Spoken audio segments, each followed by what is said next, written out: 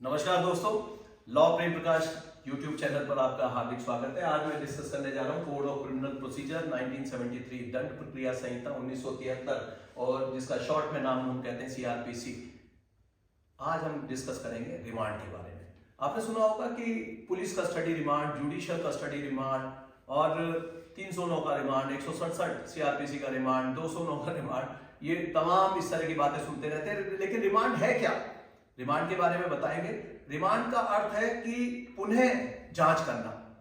और रिमांड का नाम सुनते ही आपने देखा होगा कि जो अपराधी होते हैं वो थर-थर कांपने लगते हैं। उनको लगता है कि पुलिस रिमांड पर लेकर उसके बाद उनकी तुड़ाई करेगी, पिटाई करेगी। तो ये तमाम तरह की भ्रांतियां रहती हैं। लेकिन हाँ, पुलिस कस्टडी रिमांड या जुडिशियल कस्टडी रिमांड काफी महत्वपूर्ण हो जाता है ये जानने के लिए एक्यूज से कि उसके को एक्यूज कौन थे। को एक्यूज के बारे में जो बयान आता है वो इंपॉर्टेंट है। इसी तरीके से अगर किसी एक्यूज का बयान आता है which leads to some recovery under section 27 of Indian Evidence Act, भारतीय साक्ष्य अधिनियम की धारा 27 के अंतर्गत अगर कोई रिकवरी होती है उसके लिए बहुत महत्वपूर्ण हो जाता है। तो इस प्रकार के जो पुलिस कस्टडी रिमांड है उसके बारे में हम चर्चा करेंगे। जुडिशियल कस्टडी रिमांड के बारे में चर्चा करेंगे। और एक बात बार बार सुनने में आती है, ट्रांजिट रिमांड। ये सीआरपीसी में ऐसा शब्द नहीं है, लेकिन ये शब्द भी क्यों आया इसके बारे में हम जानकारी करेंगे। चलिए पावर पॉइंट प्रेजेंटेशन शुरू करते हैं। What is a remand? तो सेक्शन 57 सीआरपीसी में ये प्रावधान दिया गया कि 24 घंटे से अधिक की अवधि के लिए किसी एक्यूज को नहीं रखा जाएगा। और ये 24 घंटे की अवधि कहां से आई है? ये आपने देखा होगा कि भारतीय संविधान के भाग 3 में जो फंडामेंटल राइट्स दिए गए हैं वहां से आपने देखा होगा कि ये जो पार्ट 3 है कॉन्स्टिट्यूशन ऑफ इंडिया का,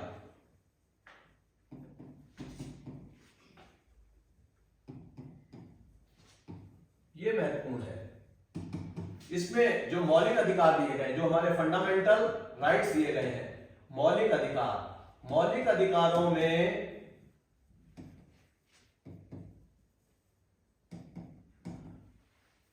आर्टिकल 21 इंपॉर्टेंट है, which related to life and personal liberty. No one can be denied the life and personal liberty unless by the procedure established by law. तो इसके लिए जब तक कि किसी कानूनी प्रक्रिया के द्वारा उसकी कोई व्यक्तिगत स्वतंत्रता नहीं छीनी जा सकती है, तो इसके लिए ये धारा हमारे जो अनुच्छेद 21 है, जो राइट टू लाइफ है, वो महत्वपूर्ण है। उसके बाद 24 घंटे की जो अवधि दी गई है, ये अनुच्छेद 22 के उप अनुच्छेद 2 में दी गई है कि 24 घंटे से अधिक किसी को भी एक्यूज को गिरफ्तार करके नहीं रखा जाएगा। उसे 24 घंटे के अंदर अंदर मजिस्ट्रेट के सम्मुख प्रस्तुत करना होगा। इसमें टाइम ऑफ जर्नी, जो नियरेस्ट जो स्थान है जहां पर ले जाना है मजिस्ट्रेट के समान, वहां से गिरफ्तारी के स्थान से लेकर वहां तक के लिए जो समय लगा है वो इसमें एक्सक्लूड कर दिया जाता है, वो इसमें शामिल नहीं है।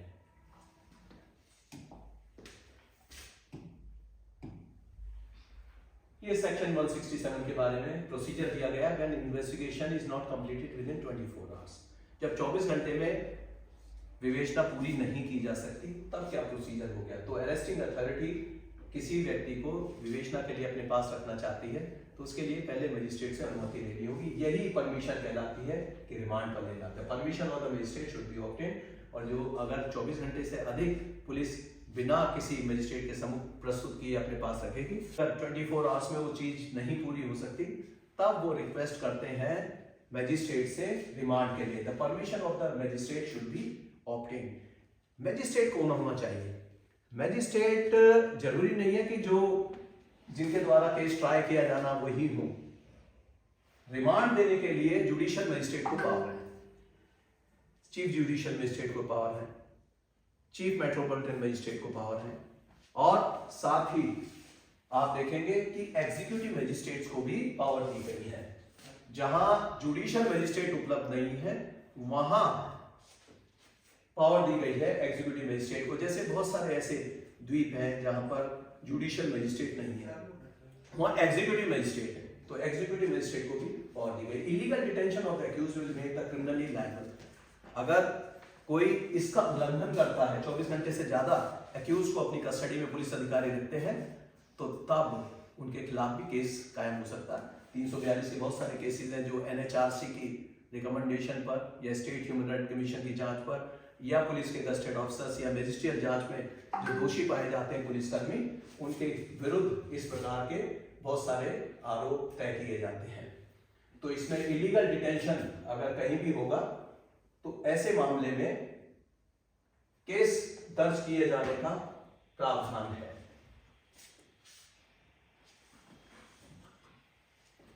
जहां भी आप देखेंगे कि अगर इलीगल डिटेंशन होता है तो 342 का मामला बन जाता है IPC का, और इसमें कार्रवाई की जा सकती है। इसी तरीके से जो permission of magistrate should be obtained, तो ये जो परमिशन है ये जुडिशियल मजिस्ट्रेट भी हो सकते हैं और साथ में एग्जीक्यूटिव मजिस्ट्रेट को भी इस प्रकार की पावर्स दी गई हैं। अभी हम डिस्कस करेंगे कि कौन कितने दिन का रिमांड स्वीकृत कर सकता है, रिमांड किस किस प्रकार के हो सकते हैं। तो ये जो हम अभी तक तय कर रहे हैं 167 में, ये हम बात कर रहे हैं PCR की, पुलिस जिसे PCR नाम से जानते हैं लोग, पुलिस कस्टडी रिमांड। तो पुलिस कस्टडी रिमांड के बारे में हम ये चर्चा कर रहे हैं अभी।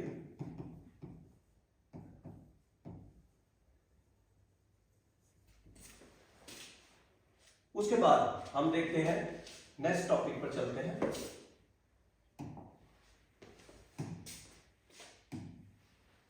ये है police officer should use the period effectively. अब ये 24 घंटे का जो समय है वो किस तरीके से उसको तो इस्तेमाल करना चाहिए, इसमें बताया गया है। ये आपको जो पावर पॉइंट प्रेजेंटेशन है, PPT की कॉपी इसमें आपको दे दी जाएगी और आप वहां से डाउनलोड कर सकते हैं हमारे चैनल से। इसमें इंटरोगेशन जो है, interrogating the accused to know about the accused, तो सबसे पहले उसका क्या होगा, इंटरोगेशन के लिए यहां पर ये पीरियड प्रयोग किया जाएगा।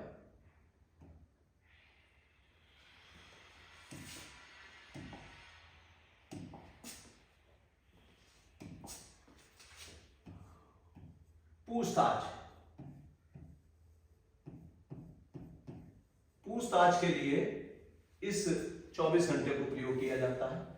दूसरा, about the other details of the offences, यहां जो अपराध किया गया है उसके बारे में विवरण, अपराध का विवरण जानने के लिए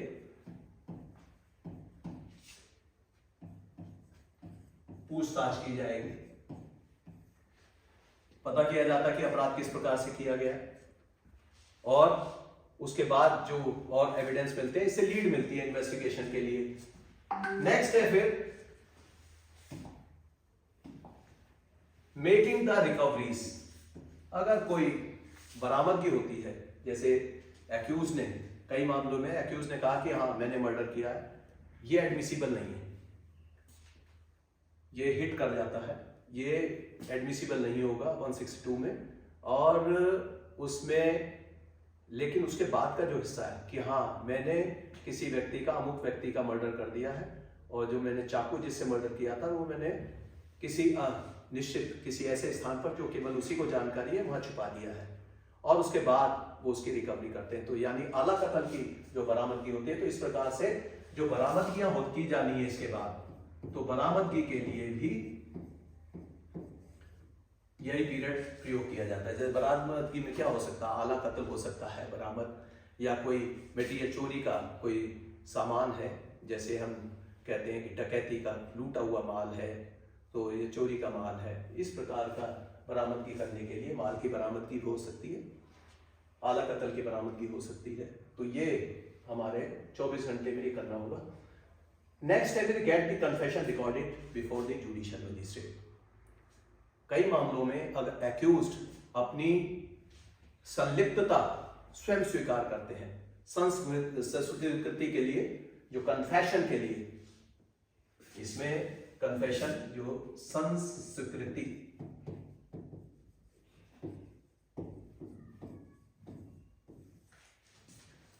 अगर वो ये स्वीकार करते हैं कि उन्होंने मर्डर किया है, कन्फेशन रिकॉर्ड किया जाना है जुडिशियल मजिस्ट्रेट के समक्ष, तब उसको जुडिशियल मजिस्ट्रेट के समक्ष ले जाया जाता है।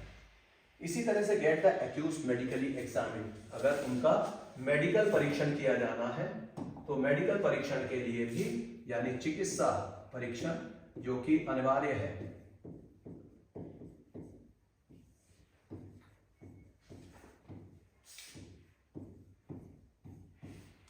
चिकित्सा परीक्षण के लिए भी यही पीरियड इस्तेमाल किया जाता है आईओ के द्वारा। ये आप स्क्रीनशॉट ले सकते हैं। नेक्स्ट चलते हैं।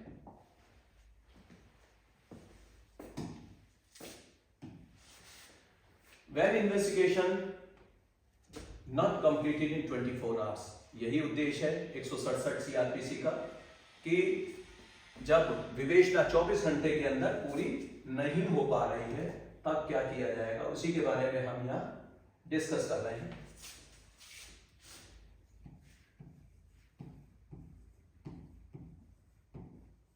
विवेचना अपूर्ण है, अभी 24 घंटे में नहीं पूरी हो पा रही है,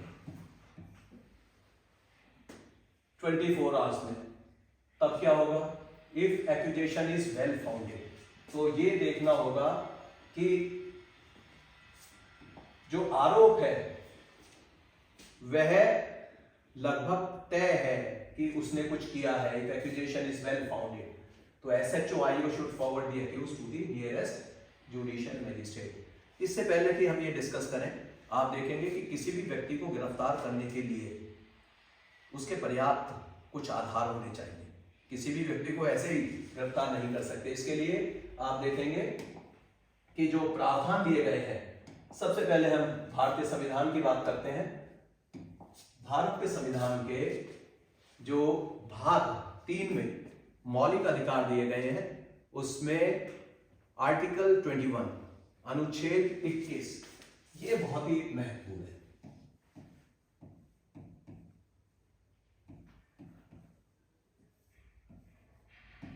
अनुच्छेद 21 कहता है right to life and personal liberty.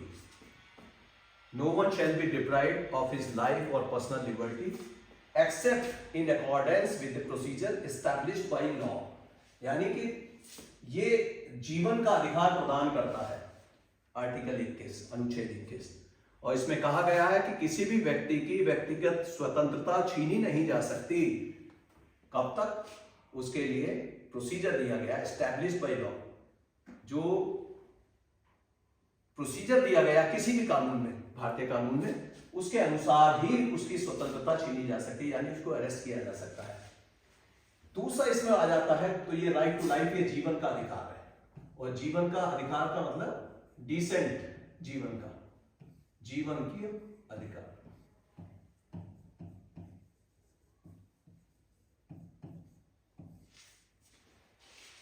और ये कैसी होनी चाहिए? जीवन का अधिकार होना चाहिए डिसेंट लाइफ।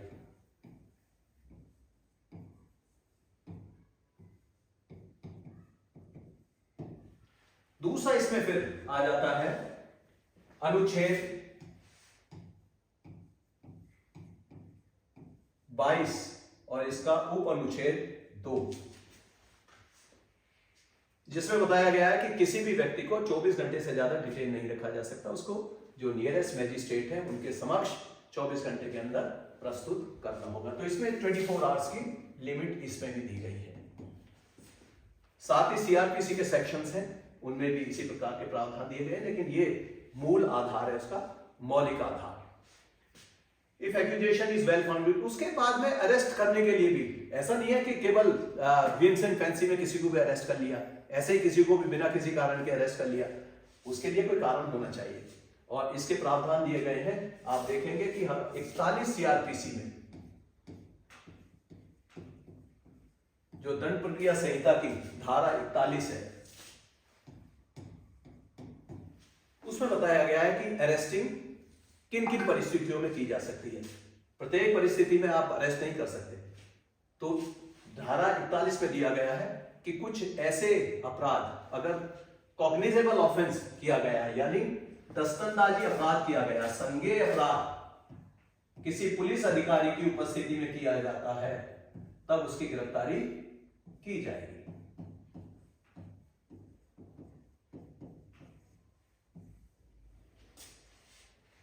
दूसरा, अगर कोई नाम पता गलत बताता है तब उसकी गिरफ्तारी की जाएगी।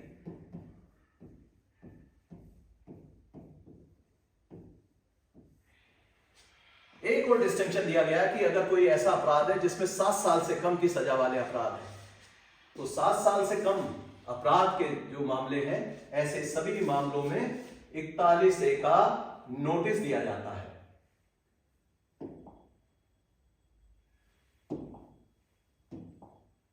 इसमें 41A का नोटिस दिया जाना, अगर इम्प्रिजनमेंट उसमें 7 ईयर से कम है तब क्या होगा, 41A CRPC का नोटिस दिया जाएगा। और ऐसे मामले में गिरफ्तारी नहीं की जाएगी। दूसरा, ऐसे मामलों में भी गिरफ्तारी कब की जा सकती है? अगर 7 साल से कम सजा वाले मामले हैं उसमें भी गिरफ्तारी की जा सकती है, लेकिन किन परिस्थितियों में?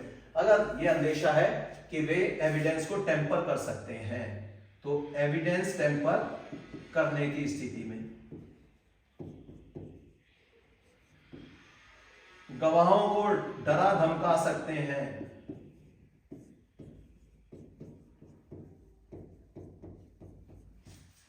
या पुनः कोई अपराध कर सकते हैं,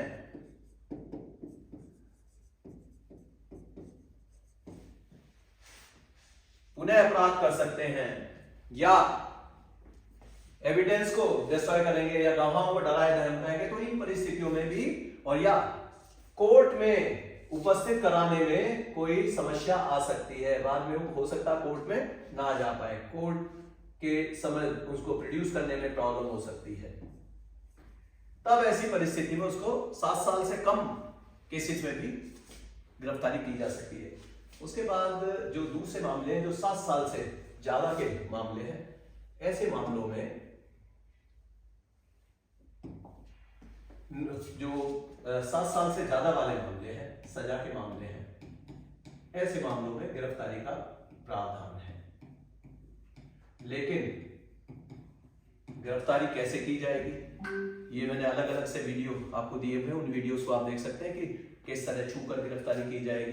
अगर कोई अपने कर्म और वचन से उसको अपने आप सरेंडर होते हैं तो ऐसे मामले में भी गिरफ्तारी मानी जाएगी। दूसरा, गिरफ्तारी करने के साथ साथ और गिरफ्तार अभियुक्त के क्या क्या अधिकार है उसको बताया जाएगा कि किस आरोप में उन्हें गिरफ्तार किया जा रहा है। उनके नियरेस्ट जो रिलेटिव है, उनके परिवारजन है, उनकी उपस्थिति में गिरफ्तारी का मेमो बनाया जाएगा, अरेस्ट मेमो।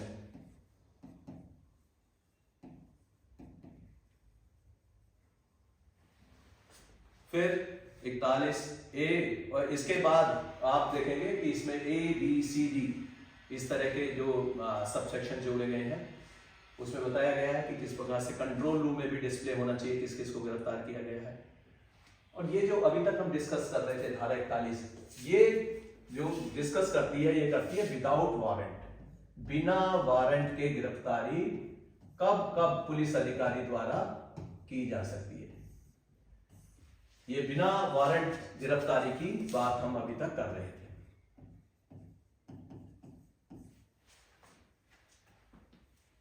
अगर वारंट पे गिरफ्तारी की जा रही है, सीआरपीसी के आगे प्रावधान आएंगे 76 में कि वारंट लेकर जो गिरफ्तारी की जा रही है, यानी जो प्रोसेस सर्विस के बारे में जो आगे सेक्शन है उनमें ये बताया जाएगा।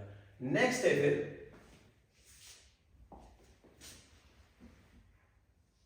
167 के लिए जब आप रिमांड अप्लाई करते हैं तब क्या क्या डॉक्यूमेंट्स हैं जो आपको देने होंगे मजिस्ट्रेट के समक्ष। तो ये इंपॉर्टेंट चीजें हैं जो मजिस्ट्रेट के सामने जब आप ले जा रहे हैं एक्यूज को, तब इनकी आवश्यकता आपको पड़ेगी। Copy of FIR, copy of FIR आपको पता ही है कि जैसे ही एफआईआर प्रथम सूचना रिपोर्ट दर्ज की जाती है, प्रथम सूचना रिपोर्ट दर्ज करने में, प्रथम सूचना रिपोर्ट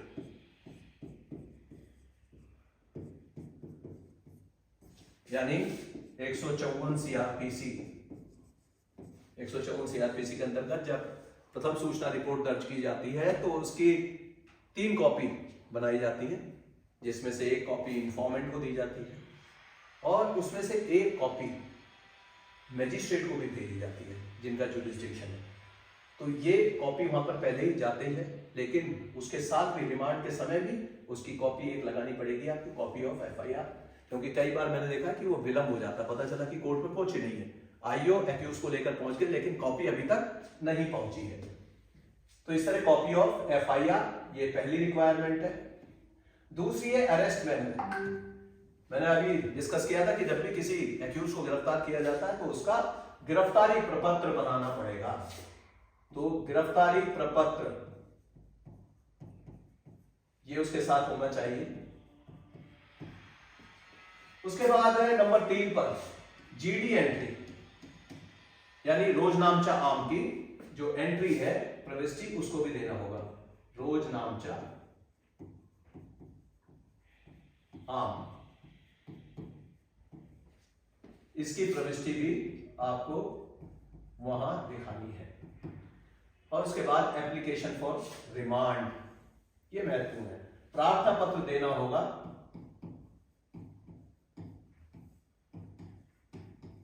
और जितनी बार आप रिमांड मांगेंगे उतनी बार ही ये प्रार्थना पत्र देना होगा। तो प्रार्थना पत्र के साथ ये डॉक्यूमेंट्स भी लगाने होंगे। और साथ ही जो एक्यूज्ड है उसको व्यक्तिगत तौर से प्रस्तुत करना नियरेस्ट जुडिशियल मजिस्ट्रेट के सम्मुख, ये अनिवार्य है, यानी गिरफ्तार व्यक्ति का वहां होना आवश्यक है। ऐसे कई दृष्टांत आए हैं, केस लॉज भी हैं, आपको देखने को मिलेंगे कि गिरफ्तार व्यक्ति को हाउस अरेस्ट कर दिया, उसके बाद रिमांड लेने के लिए कोर्ट में पहुंच गए, तो कोर्ट ऐसे मामलों में रिमांड रिफ्यूज कर देती है, क्योंकि ऐसा कोई प्रावधान सीआरपीसी में नहीं है कि बिना एक्यूज को ले जाए वहां पर आपको रिमांड दे दिया जाए। लेकिन अभी आप आगे पढ़ेंगे जब हम जुडिशियल कस्टडी रिमांड के बारे में इससे आगे चलेंगे, तब वीडियो के माध्यम से भी, वीडियो कॉन्फ्रेंस के माध्यम से भी जो रिमांड की अवधि है उसको बढ़ाने का प्रावधान कर दिया। लेकिन फर्स्ट रिमांड के समय एक्यूज को पेश किया जाना ये आवश्यक है। नेक्स्ट है purpose of the PCR must be categorically mention. इस एप्लीकेशन में जो प्रार्थना पत्र दिया है उसमें आपको देना होगा कि रिमांड आपको किस लिए चाहिए। आपको सेक्शन 27 की कोई रिकवरी करनी है, आपको किसी इन्वेस्टिगेशन में जो उसको मदद चाहिए, क्या क्या उससे इन्वेस्टिगेशन में निकाला जा सकता है, ये सब पीसीआर में आपको देना होगा। जब बड़ी इन्वेस्टिगेशन होती है, कोई बड़े कॉम्प्लिकेटेड केसेस हैं, तो उसमें इन्वेस्टिगेशन 24 घंटे में पूरी नहीं हो पाती है, तो इसलिए ये देखना पड़ेगा कि पीसीआर किस लिए लिया जा रहा है। जो पुलिस कस्टडी रिमांड है वो किस लिए अप्लाई किया जा रहा है, उसको आपको पर्पस देना होगा, यानी उद्देश्य उसका आपको क्लियरली देखना होगा कि उद्देश्य क्या है, आप क्या करना चाहते हैं। If no judicial magistrate is available then executive magistrate, मैंने बताया कि कार्यकारी मजिस्ट्रेट के द्वारा भी रिमांड दिया जा सकता है, लेकिन वो अधिकतम अवधि 7 दिवस की होगी। ये 7 दिवस की अवधि के लिए दे सकते हैं, लेकिन जुडिशियल मजिस्ट्रेट अधिकतम 15 दिन के लिए पुलिस कस्टडी रिमांड दे सकते हैं। इसके ऊपर भी बहुत सारे केसेस, काफी बहस होती है कि क्या ये 15 दिन से ज्यादा बढ़ाया जा सकता है। तो सीआरपीसी में ऐसा कोई प्रावधान नहीं है कि 15 दिन से ज्यादा पुलिस कस्टडी रिमांड बढ़ाया जाए। कई बार इस तरह के प्रश्न आते हैं कि क्या केवल पहला जो रिमांड है वही पुलिस कस्टडी रिमांड होगा, या पहले अगर जुडिशियल कस्टडी रिमांड दे दिया है तब पुलिस कस्टडी रिमांड मिलेगा या नहीं मिलेगा।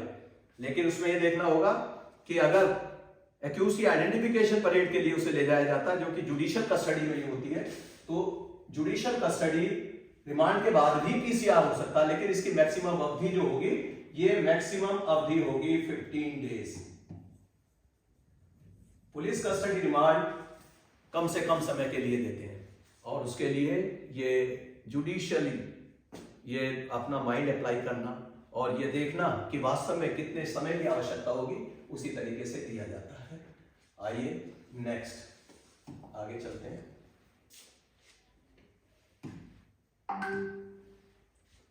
रोल ऑफ मैजिस्ट्रेट, क्या भूमिका होगी मैजिस्ट्रेट की, उसके बारे में डिस्कस करते हैं।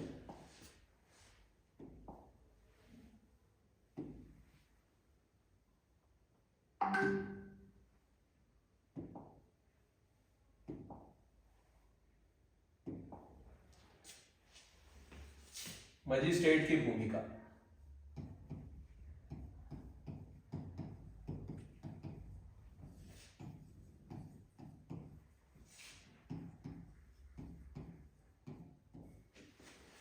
GM who has no jurisdiction to try accused may remand for maximum 15 days। तो जुडिशियल मजिस्ट्रेट जिनका कोई जुरिस्डिक्शन नहीं है वो रिमांड दे सकते हैं। उसमें जरूरी नहीं है कि जो ट्राई करेंगे केस उन्हीं को रिमांड देना है, वो रिमांड दे सकते हैं, लेकिन जुडिशियल मजिस्ट्रेट को जो पावर दी है वो मैक्सिमम 15 डेज तक का रिमांड दिया जा सकता है। जो एग्जीक्यूटिव मजिस्ट्रेट है वो 7 दिन के लिए रिमांड देंगे, जो अभी मैंने डिस्कस किया है। तो 7 दिन तक का एग्जीक्यूटिव मजिस्ट्रेट के द्वारा भी रिमांड दिया जा सकता है। Every time for extension of remand new application, मैं बता चुका हूं कि नया प्रार्थना पत्र हर बार आपको जब भी आप देते हैं तो इसमें नया प्रार्थना पत्र हर बार देना होगा।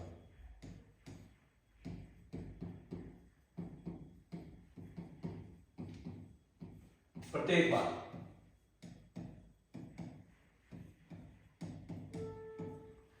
Magistrate should consider on merit और नॉट एज ए रूटीन।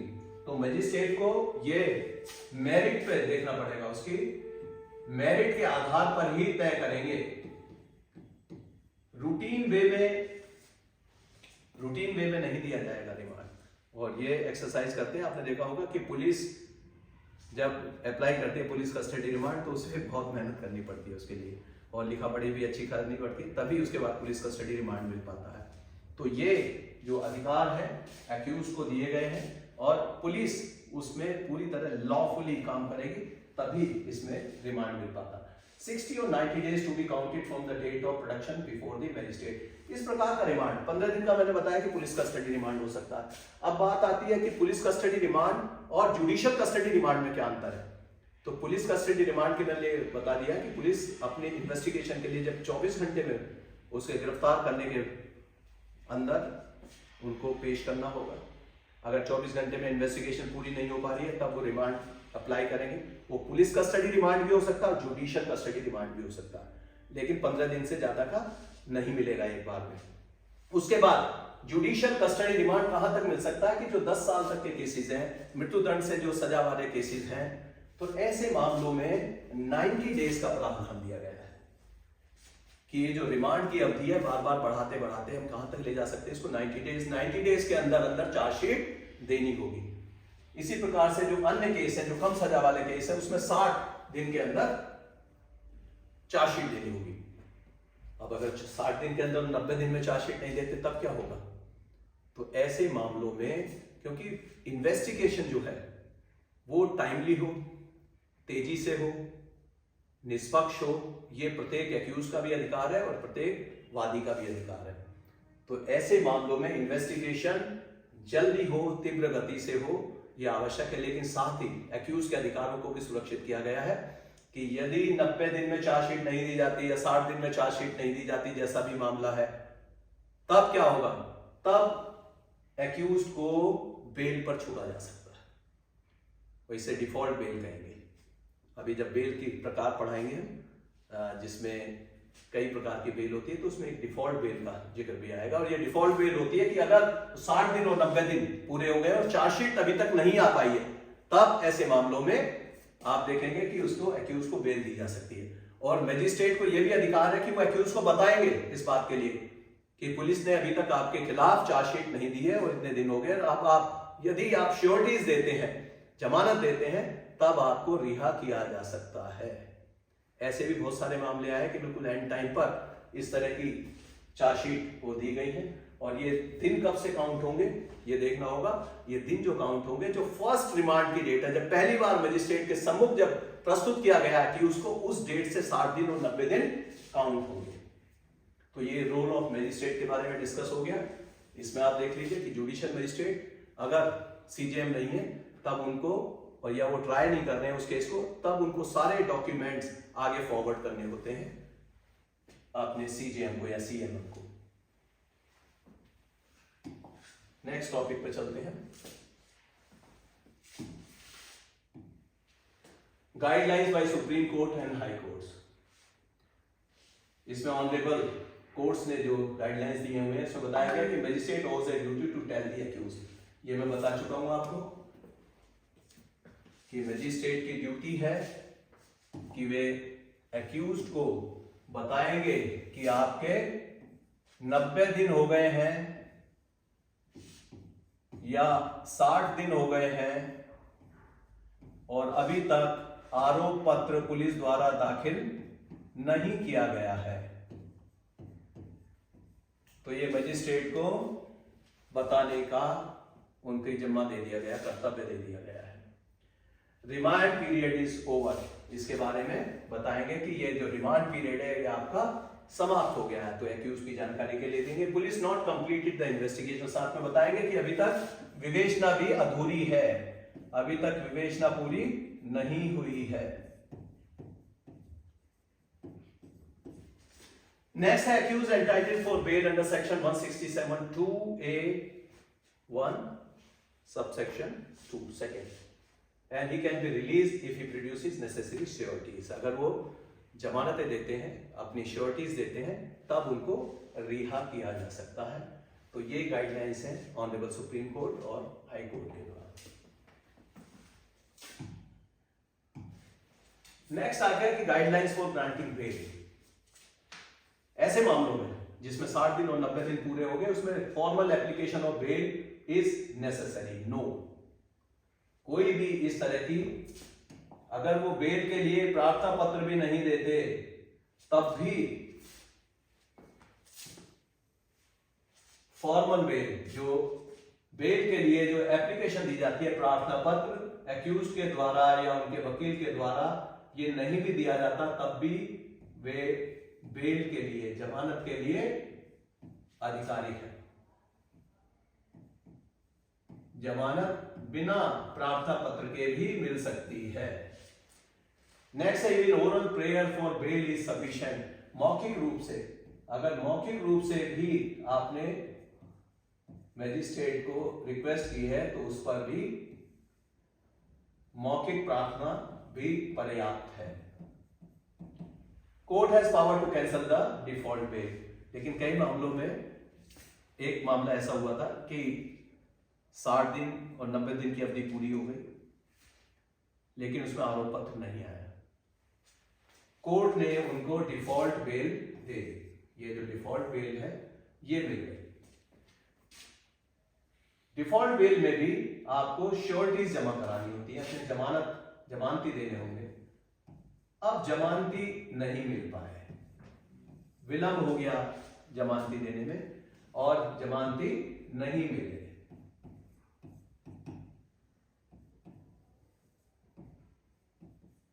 इसी बीच आईओ ने कोर्ट में चार्जशीट जमा करा दी। चार्जशीट सबमिट हो जाती है।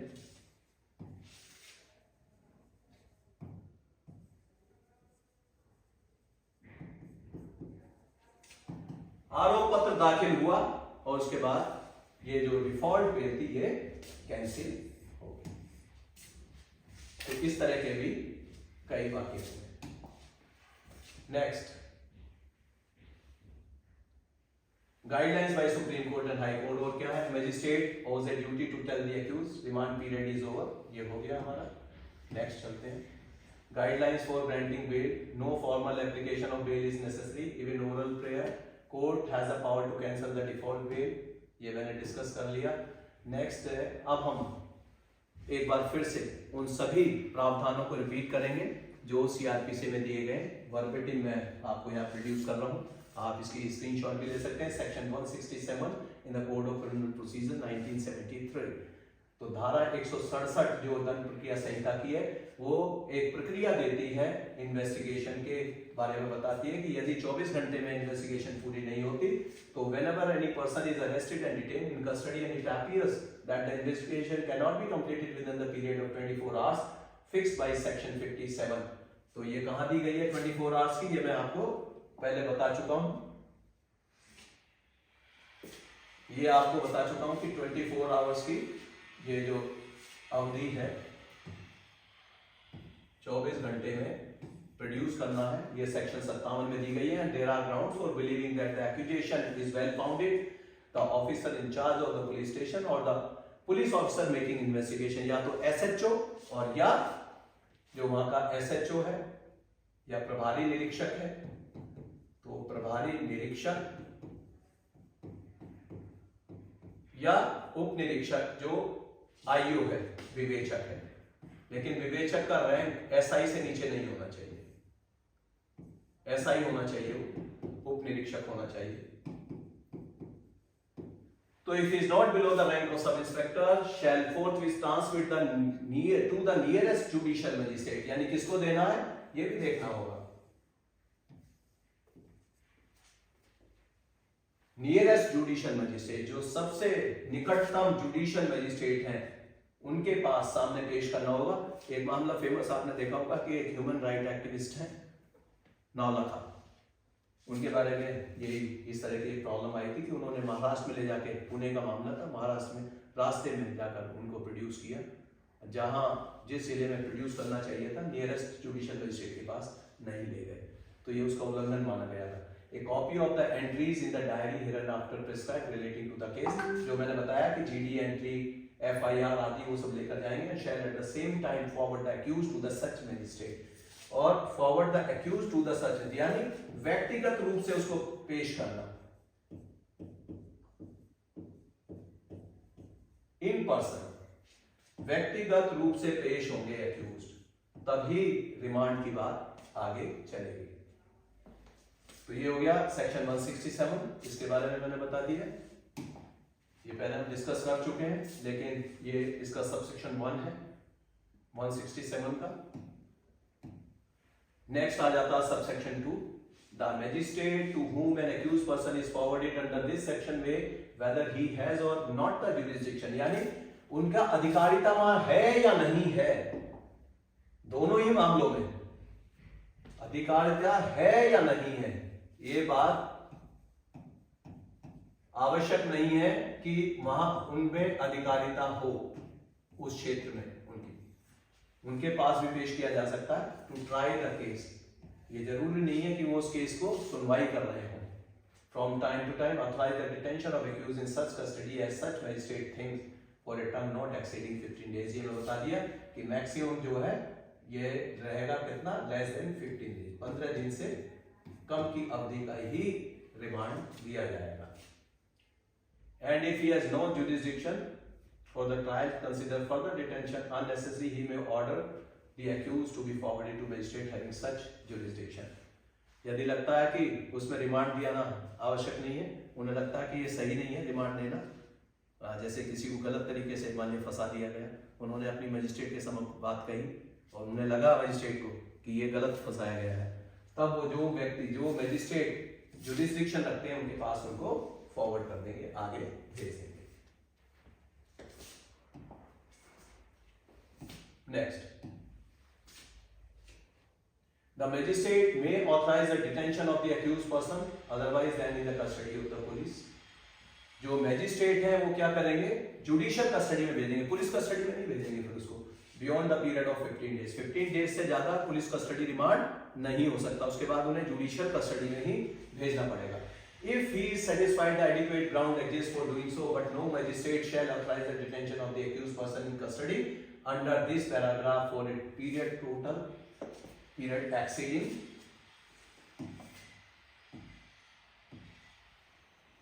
90 डेज। जो मैंने बता दिया कि 90 डेज का है और 60 डेज का, इसको हम डिस्कस कर चुके हैं। और ये किन मामलों में 90 डेज है, जिसमें 10 इयर्स वाले अपराध हैं, जो 10 साल की सजा वाले केसेस हैं, या मृत्युदंड से जो दंडित वाले मामले हैं, या आजीवन कारावास के मामले, उन मामलों में 90 दिन की अवधि रहेगी जुडिशियल कस्टडी रिमांड और पुलिस कस्टडी रिमांड दोनों मिलाकर, और 60 दिन की अवधि रहेगी अन्य मामलों में। 60 डेज का मैंने बता दिया, दूसरे मामलों में 60 डेज का रहेगा। 167 का है, फिर no magistrate shall authorise detention in any custody under this section unless accused is produced before him. मैंने बता दिया व्यक्तिगत रूप से उसको पेश किया जाना आवश्यक है, उसके बिना नहीं होगा। नो मैजिस्ट्रेट और सेकंड क्लास, किसी अन्य सेकंड क्लास मैजिस्ट्रेट तभी कर सकते हैं if they are specially empowered, उनको ये शक्ति अगर स्टेट गवर्नमेंट ने दी हुई है या हाईकोर्ट ने दी है, तभी वो इस तरह का रिमांड दे सकते हैं। और थर्ड क्लास मैजिस्ट्रेट को किसी प्रकार का रिमांड देने का कोई अधिकार नहीं है। 2A, notwithstanding anything contained in subsection 1 or 2, the officer in charge of the police station or the police officer making the inspection, if he is not below the rank of sub inspector, may where a judicial magistrate is not available. मैंने बताया था कि जब judicial magistrate available नहीं है तब वो executive magistrate के सम्मुख भी उसको प्रस्तुत कर सकते हैं। उसमें एग्जीक्यूटिव मजिस्ट्रेट जो देंगे वो 7 दिवस का ही रिमांड देंगे। Next, article 22 of the constitution of India is relevant. जो अनुच्छेद 22 के बारे में मैंने बात की थी, no person who is arrested shall be detained in custody without being informed as soon as may be of the ground of such arrest. जिसे भी गिरफ्तार किया जाना है उसको बताना पड़ेगा कि किस आधार पर उनकी गिरफ्तारी है, गिरफ्तारी के आधार बताने होंगे, गिरफ्तारी का आधार बताना आवश्यक है।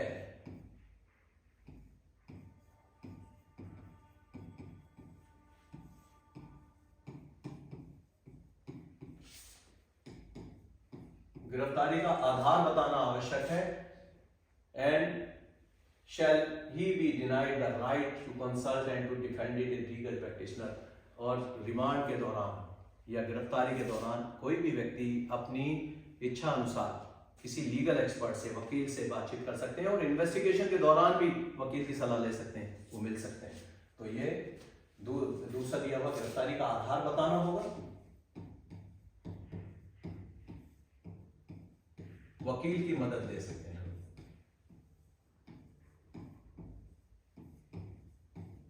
पूरे टाइम इन्वेस्टिगेशन में साथ नहीं रहेंगे वकील, लेकिन बीच में कंसल्ट कर सकते हैं। Every person who is arrested and detained in custody shall be produced before the magistrate with an period of 24 hours of such arrest excluding the time necessary for journey. जो आने जाने का समय वो उसमें काउंट नहीं होगा। अधिकतम समय जो लिया जाएगा मजिस्ट्रेट के सम्मुख प्रस्तुत करने में वे 24 घंटे से अधिक नहीं हो सकता। उसके बाद जो अथॉरिटी ऑफ मजिस्ट्रेट है उसी से उसको ऑथराइज करेंगे कि वो जुडिशियल कस्टडी में जाएंगे या पुलिस कस्टडी में जाना है। Next, important case laws of supreme Court and High court. इसमें मामले में कई सारे केसेस हैं। दिल्ली हाई कोर्ट का दिल्ली एडमिनिस्ट्रेशन वर्सेस रविंद्र कुमार भटनागर 1982 का केस है। State of Kerala versus Sadanandan 1984 Meharchand case है।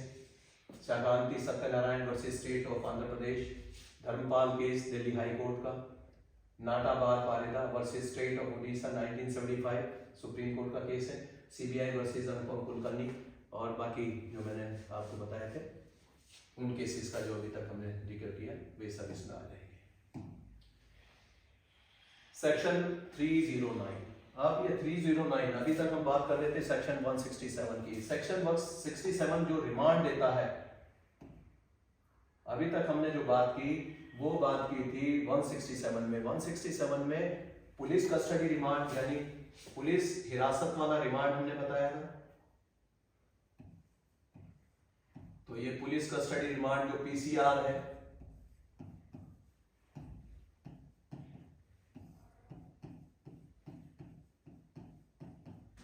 ये कितने दिन होगा?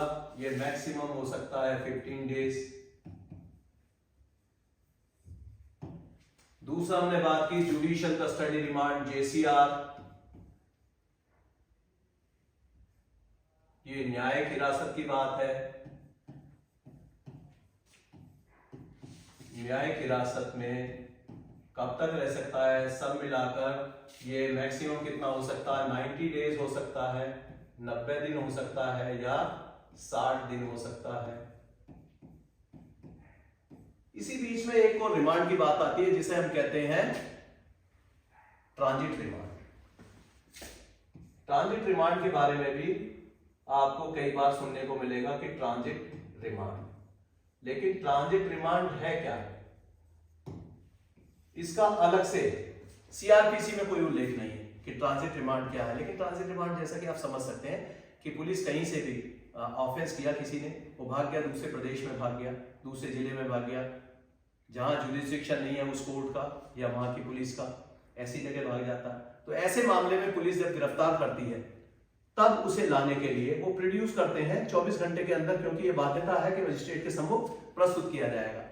तो वहां से वो ट्रांजिट रिमांड के लिए समय दे देते हैं, जिससे कि टाइम नेसेसरी फॉर जर्नी, क्योंकि जो 24 घंटे की अवधि है उसमें जर्नी टाइम नहीं उसमें इंक्लूड होता। तो ये एक तरह से मेयर फॉर्मेलिटी है उसको ऑथराइज करने के लिए कि ट्रांजिट रिमांड, जो जर्नी के लिए जो टाइम मिलेगा, यात्रा का समय देने के लिए ये रिमांड दे देते हैं। उसके बाद में जो पुलिस कस्टडी रिमांड या जुडिशियल कस्टडी रिमांड जो भी मिलेगा, फिर लोकल जहां कोर्ट की जुरिसडिक्शन है, जहां पर ऑफेंस हुआ है, जहां अपराध कारित हुआ है, वहां से मिलेगी। तो इस तरीके से आपको पुलिस कस्टडी रिमांड के बारे में पता होना चाहिए। मैक्सिमम 15 दिन का हो सकता है। जो जुडिशियल मजिस्ट्रेट देंगे, एग्जीक्यूटिव मजिस्ट्रेट जो रिमांड देंगे वो केवल 7 दिन का दे सकते हैं। न्यायिक हिरासत में कितने दिन का रिमांड हो सकता है? 90 दिन का मैक्सिमम हो सकता है, जिसमें सजा 10 साल से ज्यादा वाले सजा वाले मामले हैं। अन्य मामले इसमें सजाए मौत वाले मामले आगे और आजीवन कारावास के मामले आगे, इसमें 90 दिन है और अन्य मामलों में 60 दिन है। तो इस प्रकार से ये अब आ जाते हैं 309। जो धारा 309 है सीआरपीसी दंड प्रक्रिया संहिता की धारा 309, यह है पावर टू पोस्टपोन और एडजॉर्न प्रोसीडिंग के बारे में दिया गया है।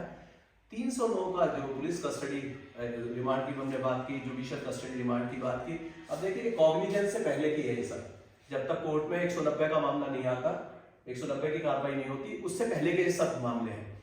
लेकिन उसके बाद में जब एक बार चार्जशीट ले ली, कॉग्निजेंस ले ली गई, अब जब वो कस्टडी में रहेगा, कस्टडी का जो एक्सटेंशन होगा वो सब 309 के अंतर्गत होगा, वो 167 पे नहीं होगा। 167 की अवधि है 90 दिन और 60 दिन निकल चुकी है। तो इन एवरी इंक्वायरी और trial proceeding shall be held expeditiously as possible and in particular when the examination of witnesses has once begun the same shall be continued from day to day। जैसे session trial में होता है कि प्रतिदिन सुनवाई होगी और लगातार ये कार्रवाई चलेगी, जिससे कि जल्दी से और court finds that adjournment of the same beyond the following day to be necessary for reasons to be recorded. इसके बारे में 309 में दिया गया है।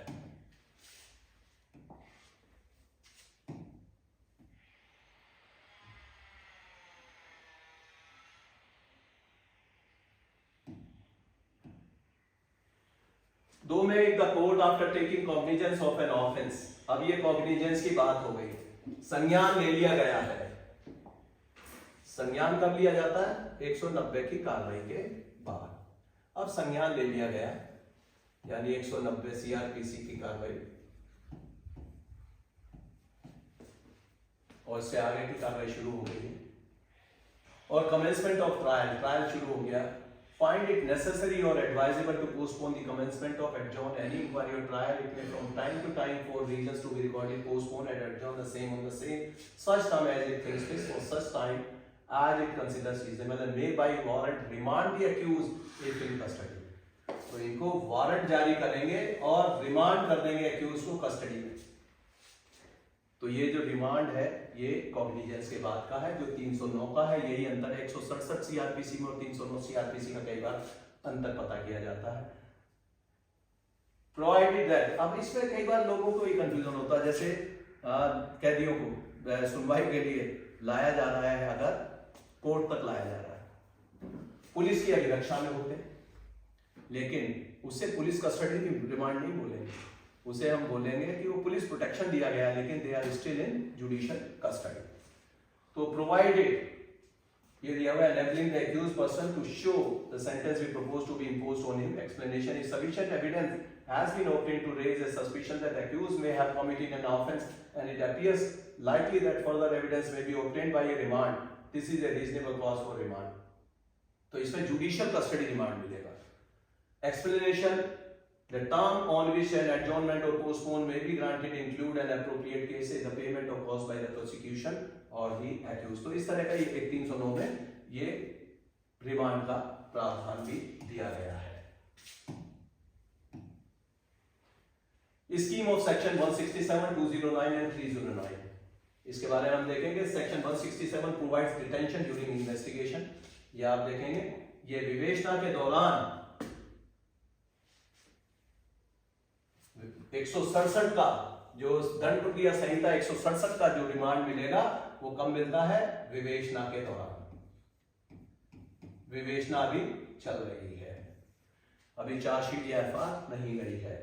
सेक्शन 20 डिटेंशन ड्यूरिंग कम्यूटल प्रोसीडिंग, जो डिटेंशन होता है 209 कम्यूटल प्रोसीडिंग के दौरान, वो 209 के अंतर्गत आ जाएगा रिमांड, जो कि जुडिशियल कस्टडी में रहेगा।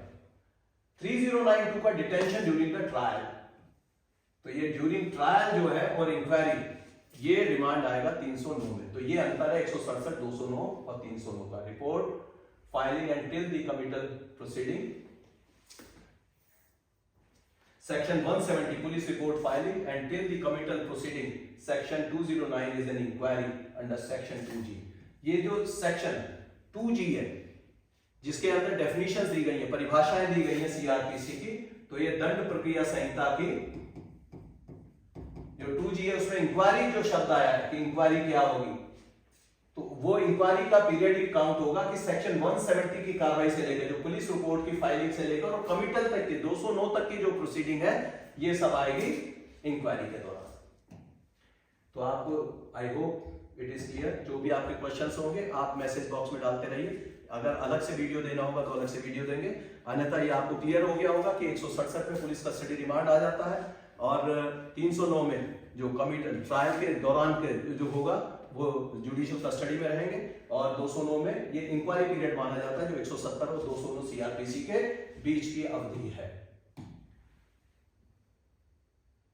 And that's all.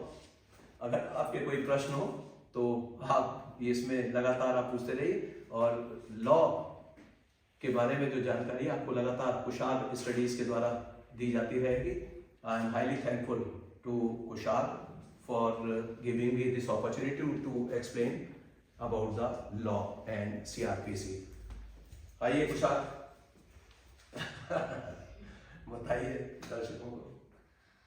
तो guys thank you for watching, और ऐसी और वीडियोस के लिए आप कृपया कर कुशाग्र स्टडीज और लॉ प्रेम प्रकाश को सब्सक्राइब करें।